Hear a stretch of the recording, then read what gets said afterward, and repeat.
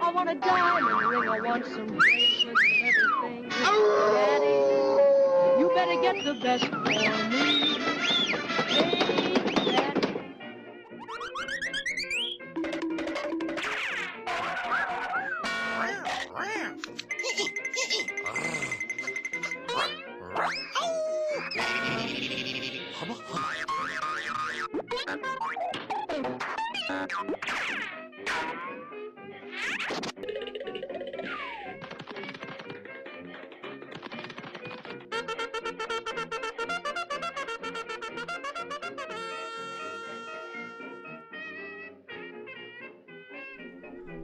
Mustered up a dog. I heard this intro is very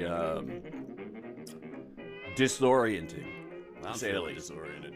Haha. Hello, everyone. Welcome to the show. This is Kooks, Cranks, and Iconoclast. I'm your host, Mike Lucht. Today, we are going to, for the first time ever, really, well, I won't say for the first time ever, but from a listener, a comment left, has snowballed into what will be pretty much unofficially the first listener requested topic. And today, I might be setting a dangerous precedent in doing this, but you know what? Fuck it. This is how you engage the people. So, for that, this goes out to First Amend Right, awesome name, who has requested Tex Avery.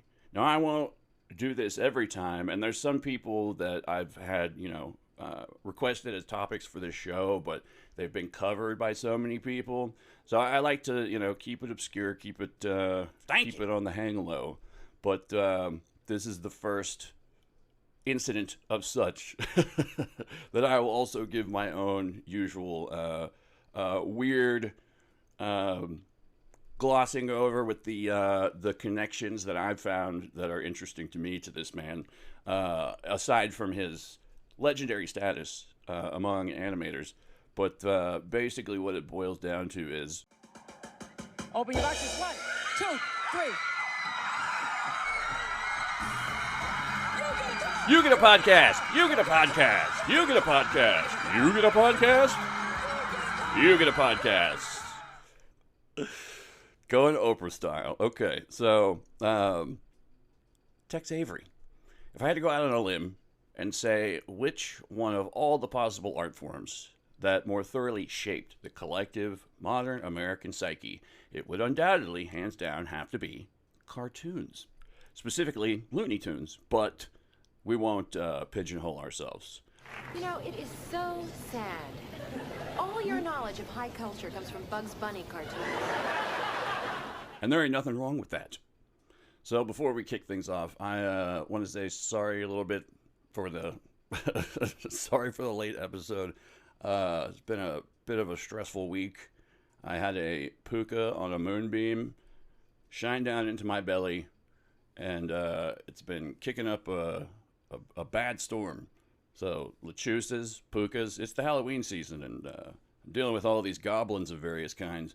And this particular one caused searing gas pain for a day or two. I was out of commish. And of course, the usual, finding the time to record in a relatively silent respite from the rest of the world going on around me. Now, yeah, once again, this is going to be a request line episode. I may do these every once in a while to just, try to kick up more interaction with you folks, with the good listeners of the show. I'm working on some background Halloween stuff. I found some very strange things that are coming around the corner. As a matter of fact, I'm probably, I think I'm just going to straight spooky season it all throughout till the end of the year. So yeah, but I found some crazy shit, and I hope to be sharing that with you folks ASAP. So, anywho, that's what's going on here. That's a quick update of what's going on in my world. So let's jump into my intro, more or less. Once upon a Saturday morning, before irony learned to shave, or more accurately, not shave, so as to maintain a gnarly neck beard, There's a man who broke the universe on purpose. Tex Avery, animator, instigator, the first cartoonist to look directly into the camera and ask, "You still following this?" Because every time Bugs Bunny or Droopy winked at the audience, philosophers of language quietly lost a little ground, lost a little of their minds. But what if buried inside Avery's slapstick is the prototype for our current crisis, if you will, of fiction? The reason YouTubers, influencers, and ARGs, or alternate reality games, for the noobs, all blur the border between the real and the unreal. This episode, we're going to peel back the animation cells and ask, did Tex Avery accidentally invent the glitch in the Matrix? Sorry, I don't like to use the term glitch in the Matrix, but people know what I'm talking about when I say it.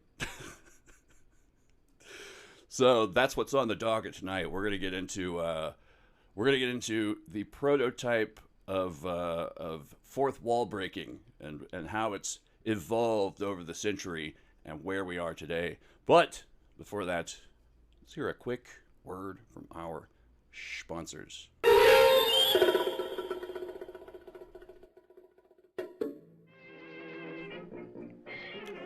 So you're out on shore leave, huh?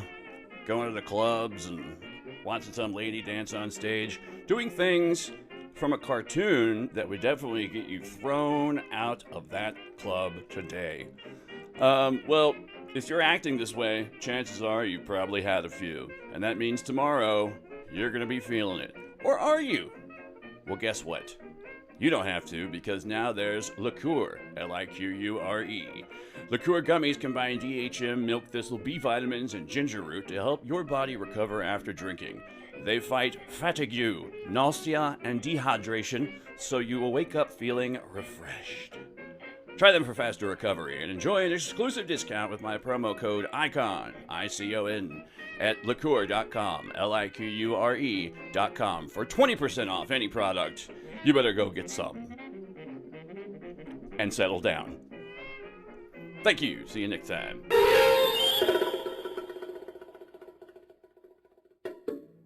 Hey, didn't I see you at the club last night, howling at some lady on the stage and eyeballs bugging out, banging on the table? You should really calm down.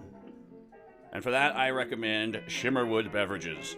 Shimmerwood's award-winning CBD seltzers combine full-spectrum CBD with natural fruit shrubs, delivering a refreshing, stress-relieving drink that eases tension and promotes relaxation. Enjoy an exclusive discount with my promo code ICON, ICON, at shimmerwood.com for 30% off any product. And maybe next time you're out at the club, take it down a notch. All right? Okay, good.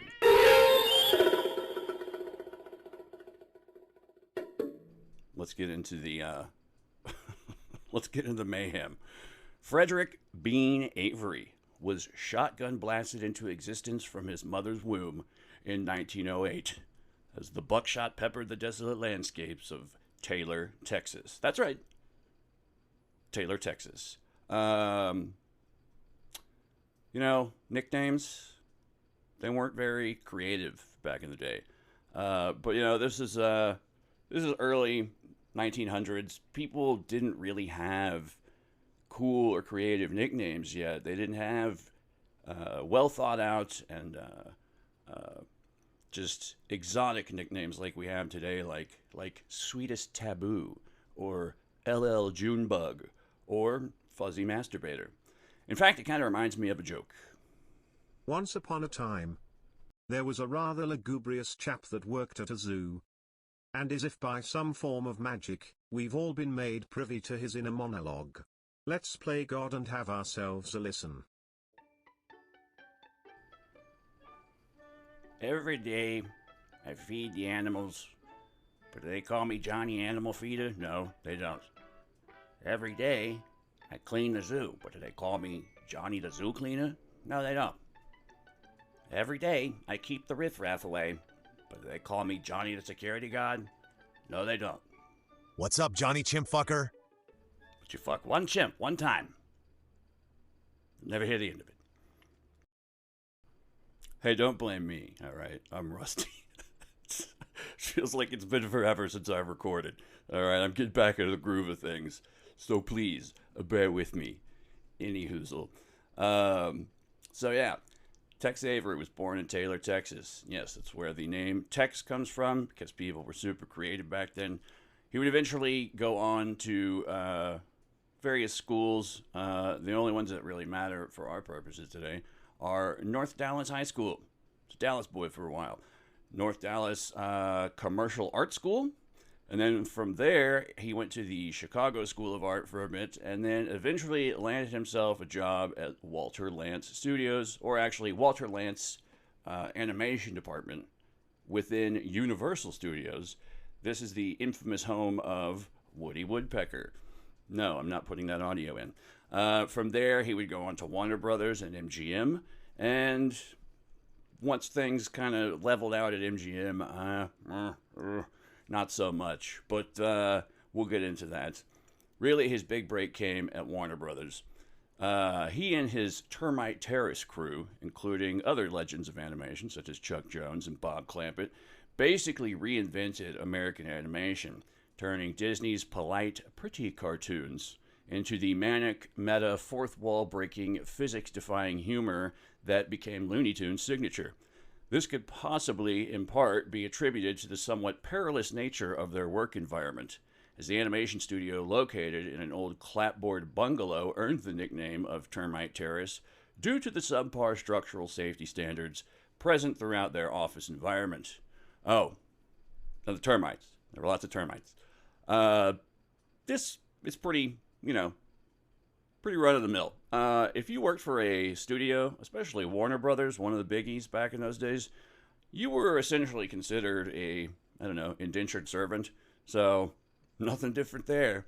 But yes, this place was literally infested with termites. However, the more likely candidate behind why it was such an occasionally perilous workplace is mostly due to the constant pranks, practical jokes, games of grab ass, and sometimes even dangerous horseplay of just an all madman staff that would later go down in history for completely changing the animation game. I've heard one source say this is also where Tex lost an eye, but more on that in a moment. So, Tex Avery. Was he a crazy guy? Was he a wild and crazy guy? Not so much. The man himself, his creative life was nuts. Like most professional men of his era, Tex was a hard-smoking, hard-drinking, hard worker. Constant deadlines, caffeine-fueled all-night sessions, and an imagination that ran on pure unlogic. Pure cartoon logic. He's the guy who gave the world Bugs Bunny's What's Up Doc, Droopy's deadpan pseudo-narcoleptic lethargy, and the unleashed sexual repression of wolf whistle gags that would have melted Walt Disney's monocle. Well, I never. And you never will, Walt. In fact, it was his hard-living lifestyle, as was common practice at the time, that would eventually contribute to his death from lung cancer in 1980. And, as is the case with most men gifted or cursed with genius that bordered on madness, he was largely unappreciated during much of his own lifetime.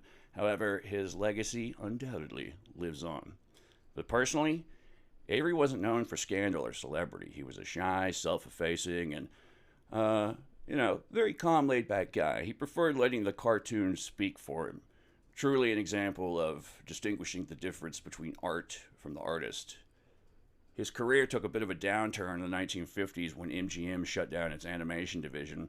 He'd do TV commercials, most notably for Raid, an infamous little masterpiece. But he lived a fairly modest private life until he passed in 1980. Co-workers described Avery as quiet, as a polite man who unleashed pure, unadulterated id. Motherfucker. Co-workers described Avery as a quiet, polite man who unleashed pure, unadulterated id onto the paper.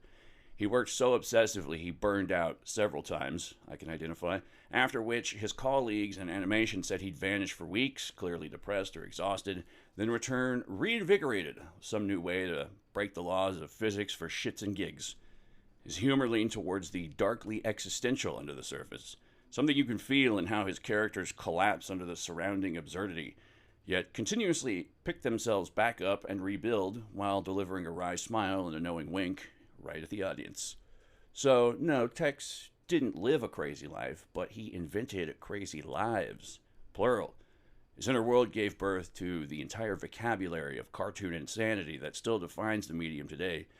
Tex was a man who weaponized humor, who would repeatedly destroy and remake realities for art, and probably had more influence on the modern psyche than anyone in American animation besides Walt Disney. But everyone's favorite alleged anti-Semite, Old Uncle Walt, along with the whole damned House of Mouse, is yet another topic for yet another episode in the not-too-distant future. Anyhoozle, he studied at the Art Institute of Chicago and doodled his way to the Walter Lantz studio, and then on to Warner Brothers, where Looney Tunes stable was still wearing diapers. I wonder what Cartoon Pooh looks like. Anywho, it's probably just the same as ours. But, cartoon. There he forged Bugs Bunny, Daffy Duck, and the Grammar of Chaos. His motto, something different, something funny. Another one of his mottos was, in a cartoon, you can do anything. And perhaps my favorite motto of his, crazy is the new logic. Different to him meant gravity optional, anatomy flexible, death reversible. Funny meant demolition of order itself. Avery's 1940s shorts like A Wild Hare, Red Hot Riding Hood, King Size Canary trained generations to expect the impossible delivered with a smirk. He didn't just make gags, he built a worldview where awareness was power. Bugs could pause time, rearrange reality, and even edit the film you were watching. The following is a short list of his most subversive or boundary-pushing cartoons, the ones that made censors and studio execs sweat in their gray flannel suits. They make for a great little case study of how he smuggled surrealism and satire into Saturday morning in this short curated list of his most unhinged, subversive, and culturally significant cartoons, each one a miniature descent into madness, often decades ahead of its time. First up is Red Hot Riding Hood from MGM, 1943. This is probably one of Avery's masterpieces and possibly the most censored cartoon of the Golden Age. The familiar fairy tale explodes into a nightclub fever dream starring the, I guess for what you'd call at the time, sultry Red Riding Hood and the drooling wolf. I will say, however, that all that daddy talk in the song that Red is singing, when viewed in a modern-day context, is extremely off-putting. Hasn't aged well, but it was a different time. Anywho, this cartoon broke the fourth wall, it demolished moral expectations, and basically invented adult animation years before Ralph Bakshi. The wolf's auga routine became a pop culture reflex. As a matter of fact, theatrical audiences screamed and applauded, and soldiers reportedly demanded the cartoon be replayed repeatedly, over and over. As a matter of fact, the U.S. Army banned the cartoon overseas for being, quote-unquote, too stimulating. Certainly did not take those fellas much. In that respect. What a time to be alive, ladies. Next up, we have Northwest Hounded Police, 1946, starring Droopy Dog, who calmly and omnipotently pursues an escaped convict across impossible distances. Droopy literally teleports through logic. Avery's take on fate, basically. Fate, inevitability, and absurd repetition. It almost feels Kafkaesque. Psychologists, actually, would later use this cartoon as a case study in, quote-unquote, loop anxiety, the uneasy feeling that when the world's rules keep resetting against you. Perhaps also one of the earliest modern examples and satirical takes upon the eventual conspiratorial perception of an omnipresent omnipotence attributed to the forces of law and order. That's my own take if you want to get weird and conspiratorial, but, we all... There are a million ways to interpret the work. Next up is King Size Canary, 1947. Starts with a hungry cat feeding a growth formula to a canary and ends with the entire planet swelling to cosmic proportions in a hysterical escalation of mass consumption. Possibly the best metaphor for post-war consumerism ever animated. It's pure body horror disguised as slapstick. Next up is A Wild Hare, 1940, the first official Bugs Bunny cartoon and the debut of What's Up, Doc. Bugs Bunny before this was just some random generic rabbit character, basically. Kind of a riff or a takeoff, if you will, of Ozzie Rabbit. But this is where Bugs Bunny really came into his own. Avery turned a one-note wisecracking rabbit into a symbol of American irreverence. He created an archetype, calm, cool defiance in the face of power. The trickster is the folk hero, which we'll get into a little bit more down the line as well. Next up, The Magical Maestro, 1952. A jealous magician sabotages an opera singer by using a magic wand to constantly transform him mid-performance. A proto-morphing sequence long before digital animation. Admittedly, this short has yet another point under the cons column, as it does contain some rather unfortunate racial caricatures, fairly typical of the era. But despite the efforts of many modern-day politicians and public school councils covering curriculum within textbooks, you can't whitewash history. This shows Avery's obsession with transformation, chaos, and the fragility of identity, themes animators still riff on today. Next up is Bad Luck Blackie, 1949. Now, maybe due to that last selection, you might be thinking one thing, but I assure you it ain't that. It's a noir-style short where a black cat curses a sadistic bulldog, triggering Rube Goldberg-style accidents every time he crosses the dog's path.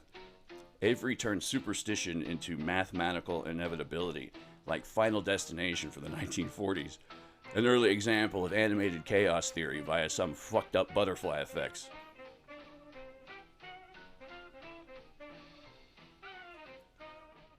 Following that, we have Who Killed Who, 1943, a parody of murder mysteries that develops into meta-horror.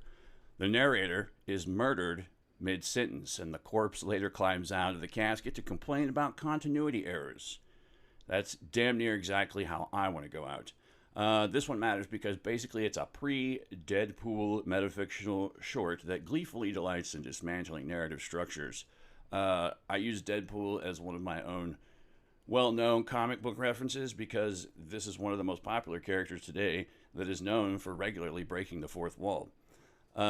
Next up, we've got a bit of a bonus episode, 1951's Symphony in Slang.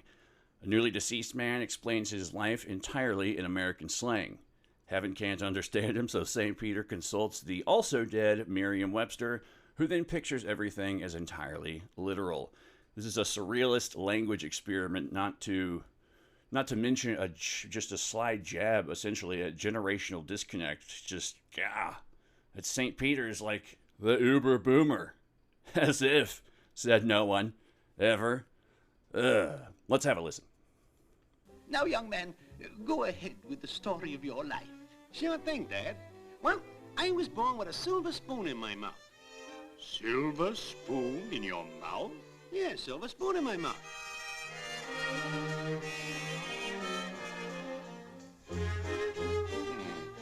Proceed. Then I seemed to grow up overnight. One day, at the crack of dawn, I got up with the chickens to hunt a job, and got a job slinging hash, because the proprietor was short-handed. But I couldn't cut the mustard, so the guy gave me the gate. So I went back to my little hole in the wall. I was beside myself with anger.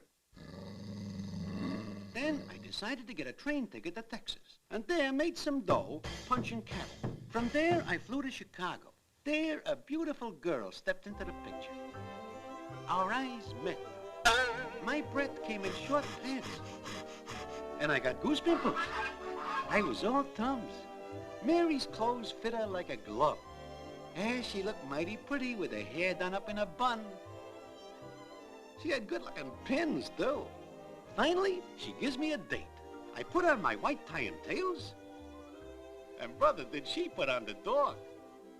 We went around together for some time, painting the town red, going to the Stork Club, and a box at the opera. After the opera, I had a cocktail, and Mary had a Moscow mule. At dinner, Mary let her hair down and ate like a horse. By then, my money was running out on me. So I writes a check. It bounced. Brother, I was really in a pickle. The proprietor drew a gun on me, but I gave him the slip, and hid in the foothills. In no time, the law was on my heels. On the witness stand, the judge tried to pump me. But it seemed that every time I opened my mouth, I put my foot in it. Yes, most of these visual gags translate very well over the podcast medium. What can I say? Anywho. So, some of the recurring themes that you'll see in a lot of Avery's work are such as psychic omnipotence. These characters are bending reality by sheer tyranny of will. There's sex and violence as an absurd performance, the hypnotic cannibalistic mating dance of Eros and Thanatos, thank you. Breaking of the fourth wall. This is a biggie. Reality is always one layer thinner than it looks. Next time, by 2-ply. The trickster is an avatar of freedom, using humor to outwit hierarchy, whether as it's a hunter or a cop or a wolf, because a cartoon can survive being beaten with a nightstick in broad daylight. Oh, what cruel, delicious irony. Essentially, Avery was a proto-psychoanalyst or a magician of sorts of the American unconscious, a man who turned repression into riot. In the golden age of American animation, when Mickey preached manners and Bugs smirked through the smoke of victory cigars, there was one man who looked at the cartoon universe and said, what if it all came apart? Tex Avery wasn't just an animator, he was an ontological demolition man. He took the orderly physics of Disney's dream world and smashed them against the wall of pure id. Wolves howled themselves into cardiac arrest and eyes bulged into the void as the laws of time and gravity cowered subserviently behind the punchline. In Avery's world, the psyche was elastic, the body was just a prop, and the joke was the revelation. Every gag was like a psychological rupture, a moment when repression broke free and desire took physical form. The wolf's eyes weren't just popping out of his skull, they were suppressed libido of an entire nation finally given permission to scream after what was essentially an up until then entirely shitty run-through of the early 20th century. So it's within this hastily assembled, maddeningly slapdash, adequately presentable episode that we're not just talking about cartoons. We're talking about the subconscious architecture of America, how laughter can be a weapon, how chaos can be a mirror, and how one man's warped imagination cracked open the screen and literally showed us the bugs hiding underneath. Anyone get it? You get it? Bugs? Any? All right, just checking. And then there's the really weird shit, highlighting his groundbreaking use of fourth wall breaking quite a lot of shit, honestly. Framed as an early example of metafiction or something like it that paves the way for modern day madness with contemporary characters who frequently make use of breaking the fourth wall as a device for meta commentary. For instance, with popular modern comic book characters as the aforementioned Deadpool or Animal Man. Text could also potentially be considered, albeit inadvertently, as this somewhat tends to be a trait inherently true to almost all who find a muse amidst the siren call of chaos, as indirectly paving the way for modern experimental interactive narratives and characters, i.e., ARGs, SCPs, or the unfictional nature of Slender Man, TBH, LOL. Tex Avery wasn't merely a cartoonist, he was an ontological saboteur. Long before Deadpool, The Truman Show, or the ARG horrors of Slender Man and QAnon, Avery's characters were self-aware fragments of fiction who knew they were being watched. He invented the animated glitch in reality, turning the fourth wall into a toy box, a trapdoor, or perhaps even an escape hatch. His wolves, rabbits, and red-hot riding hoods looked right at us, pleading, mocking, confessing, and in doing so, prefigured the internet era's obsession with self-awareness, irony, and digital hauntings. Once again, crazy is the new logic. Tex did not fight in the war. During World War II, he was working with MGM, where he directed animated shorts, including some that promoted the war effort. While at MGM, Avery helped direct and write cartoons that supported the war effort. One example is his 1942 short Blitzwolf, a parody of The Three Little Pigs that was nominated for an Academy Award. He also worked on government-contracted animation. For example, he moonlighted drawing training films for the U.S. Army Air Corps. Avery was blinded in his left eye years earlier, around 1933, in a paperclip fight at the Walter Land studio. This injury, which removed any depth perception, would have made him ineligible for combat duty, even if he tried to enlist. How the era's animation was aspirational, such as Disney equaling an idealized dream space, while Avery's was psychedelic realism. a manic reflection of the post-Depression era through the economy-revitalizing after effects of WWII into a capitalist consumerism boom of atomic-era space-age America. The wolf whose eyes bulged so far they became a camera pointed back at us. Speaking of eyes, yes, the accident that occurred while Avery was working at the Universal Studios for Walter Lantz. During an office prank, another animator, Charles Hastings, shot a wire paperclip at Avery. A warning shout from a colleague caused Avery to turn his head, and the paperclip hit him directly in his left eye. The incident resulted in him losing sight in that eye, though some speculate his resulting lack of depth perception may have influenced his unique animation style. Kinda reminds me of the myth of Odin. Food for thought. His trademark chaotic humor and the idea of cartoon physics as metaphysics, the cartoon world is a place where thought equals action, something that just came naturally to him. This more or less sorcery of timing and exaggeration. How Avery made the impossible semi-tangible, creating a proto-simulation worldview where imagination is reality. So when Deadpool breaks the fourth wall, or when TikTok users treat ARG clues as gospel, they're worshipping at Tex's altar. He was the first to show the fictional characters could know they were fictional and almost weaponize it. In Duck Amuck, Daffy fights his unseen animator who turns out to be Bugs. It's a cosmic joke worthy of Borges. Creation rebelling against its creator. And to be perfectly honest, although I've never read any of the magical realist works of Jorge Luis Borges, I pretty much get the gist. This is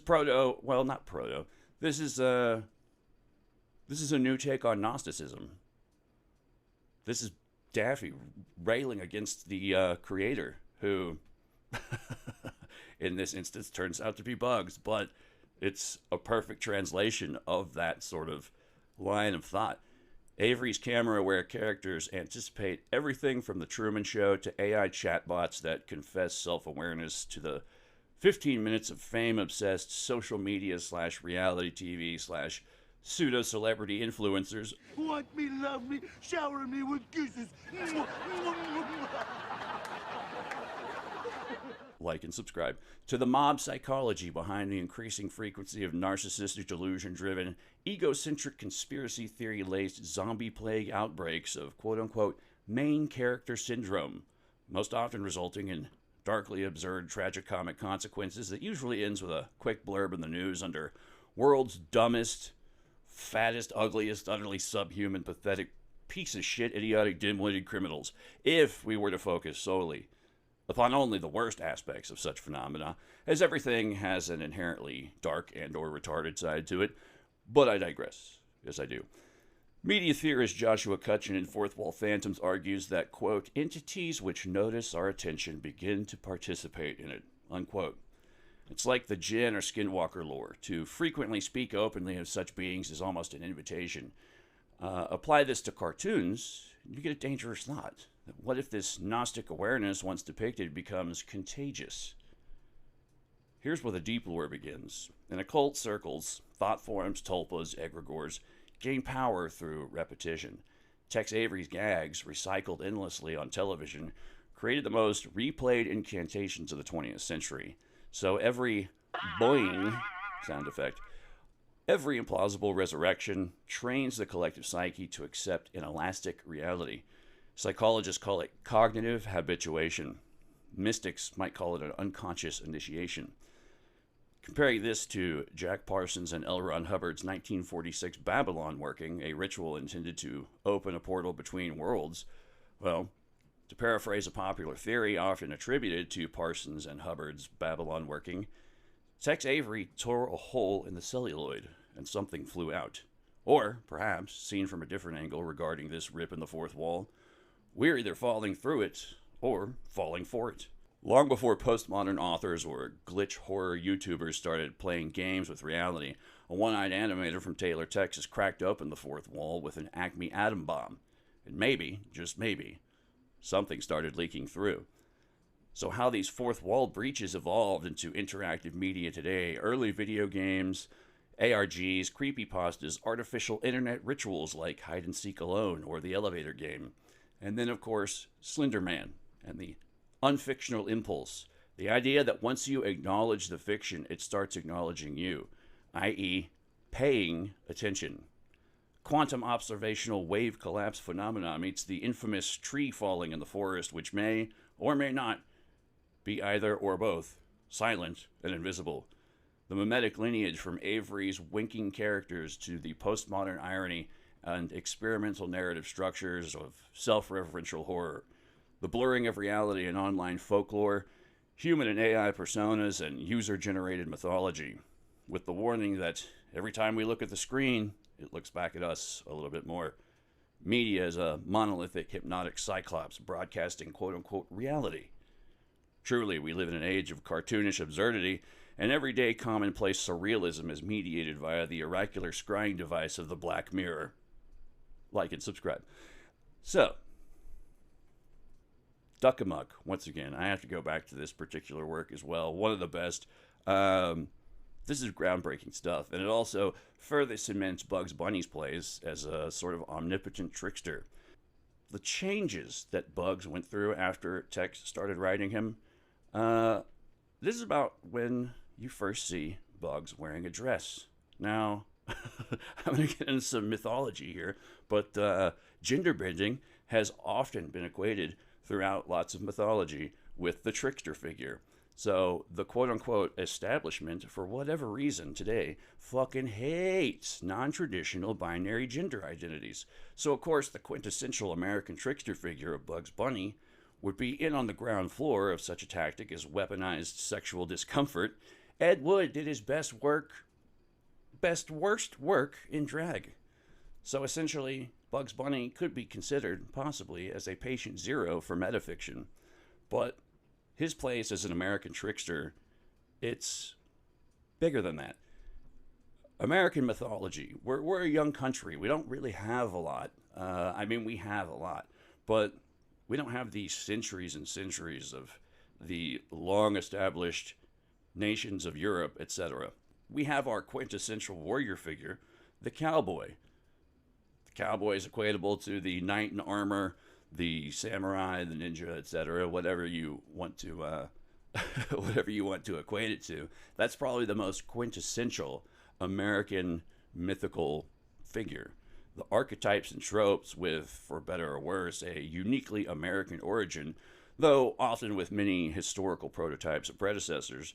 Once again, we have the cartoon trickster. We have God Emperor of America, George Washington. We have the magical Negro. I didn't name it, but it's a thing. We have the robber baron, or the captain of industry, the wandering hobo, the mad scientist, the CIA spook, the celebrity sex symbol, the doomsday prepping right-wing white separatist sovereign citizen militia gun nut. For better or worse, these are uniquely American character stereotypes. You see them through literature, film, etc. They show up over and over again. And to readdress the God Emperor of America, George Washington, I'm referring to the Apotheosis of Washington. It's a large fresco by Constantino Brumidi located in the eye of the U.S. Capitol Dome that was completed in 1865. It depicts George Washington ascending to the heavens, surrounded by allegorical figures representing liberty and victory, and 13 maidens for the original states. Around the perimeter are 6 groups of figures representing agriculture, mechanics, war, commerce, marine, and science. This is all par for the course. This is what we do as humans. We take our fictions, or we assign fiction to larger-than-life characters. They take on a level of myth, legend, and folklore. And we also can't help but personify things, personify concepts, specifically as a pseudo-deity. I mean, we've been doing it as human beings all the way back to just explain how things work. And I think it's something that won't be leaving us anytime soon. But moving on. Late 20th century drift. Fictional entities bleeding into life, such as the aforementioned Slender Man, Momo of the Momo Challenge, or the SCP Foundation. These are fictional characters that now escape containment because we more or less want them to. If you tie in Joshua Cutchin's Fourth Wall Phantoms, how modern paranormal events echo narrative structures, probably the best known example would be today the Glimmer Man. And no, Not the Keenan Ivory Wayans. What's that fat fuck's name? He beat his wife. Not the Keenan Ivory Wayans at Steven Seagal vehicle. The Glimmer Man is a being probably best known as a cryptid, I would suppose you call it. But there are various terrifying recollections of people encountering what this is called the Glimmer Man, and it looks exactly like the Predator from the Predator film franchise using its invisibility cloaking. There are numerous anecdotes of children's unsettling overnight encounters with fictional characters inexplicably entering their bedrooms through the windows, out of their closets, or from under the beds. There's even the apocryphal tale of Alan Moore meeting the character he created, John Constantine, in a London pub. Thought forms, egregores, meme magic, how belief animates ideas. Avery's work prefigured all this by treating fiction as alive. The trickster is the bridge between art and apocalypse, laughter as the sacred solvent of consensus reality, and according to many, many chaos magicians and occultists of various traditions, also laughter is the most effective form of banishing. Also, back in the olden days, sacred clowns, tricksters, like Heyoka or the court jester as a buffoon to be humored, were usually the only ones able to speak truth to power without dire consequences and repercussions. So, maybe now the boundary between fiction and reality has thinned so much that, I don't know, it's hard to tell where one ends and the other begins. Maybe it never existed in the first place. Maybe we're all just waiting for the next cartoon character to step off the screen and tap us on the shoulder. I already immediately saw or thought of how occultists and conspiracy theorists equate Parsons and Hubbard's Babylon working with essentially opening an interdimensional portal, for lack of a better term, or for all forms of ufological high strangeness for being responsible for this all entering our world. Maybe that particular incident, the Slender Man and the works of Tex Avery, make up some of the secret sorcery weakening the barriers between fiction and reality. And that's without even getting into things like QAnon as an ARG with a security clearance, supposed security clearance, or asymmetrical and or fourth generation warfare, or H.G. Wells and science fiction as a form of predictive programming, and so on and so forth. I don't know, it kind of reminds me of Marshall McLuhan, the McLuhan doctrine. The medium is the message. The medium is also a messenger of otherworldly communications. Technology as the evolution of the inorganic. I heard this theory somewhere. Technology is the evolution of the inorganic in conjunction with human evolution.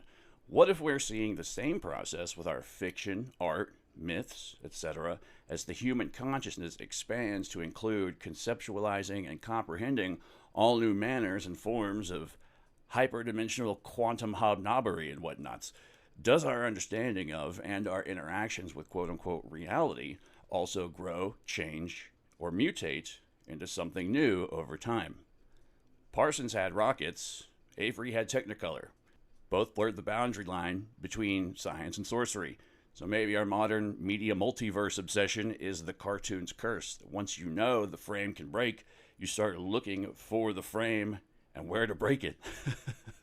Fast forward to the digital age, and Slender Man begins his fiction, but the meme mutates, leading to real violence.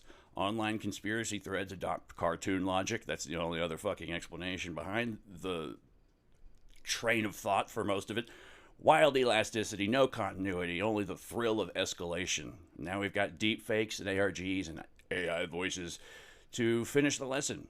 The animator's pencil is now the algorithm. The prankster archetype, Coyote, Loki, Bugs Bunny, feeds on attention, and attention is the new cosmic energy. Film historians celebrate Avery for pace, timing, and absurdity, but in the grander mythos, he's a culture hero. He's the shaman of slapstick who taught humans how to phase through walls, so to speak.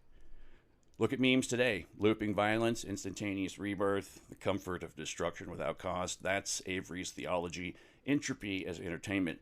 And when we laugh at a CGI cat reacting to our filter, we reenact the ritual. Creator and creation acknowledging one another. And maybe that's why Tex was kind of ahead of his time. It sucks that he ended up the way he did, dying almost anonymously in 1980. Mission complete. His cartoons still run self-replicating spells beamed through pixels instead of projectors. Every wink to the camera, every ain't I a stinker is an incantation. The boundary's only there if you don't notice it. You only ever fall if you look down. Nah. So, next time your favorite character stares straight through the screen, remember Tex Avery, the man who taught fiction how to look back.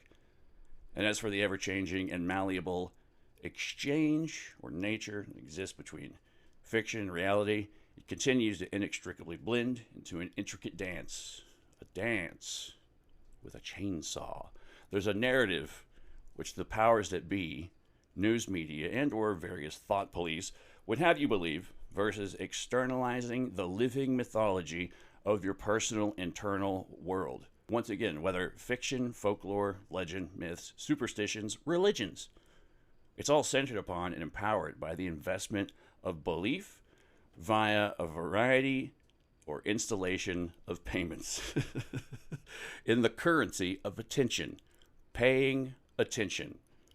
Which version of reality is the loudest, has the most reach, has the most mass appeal, or has the most media saturation?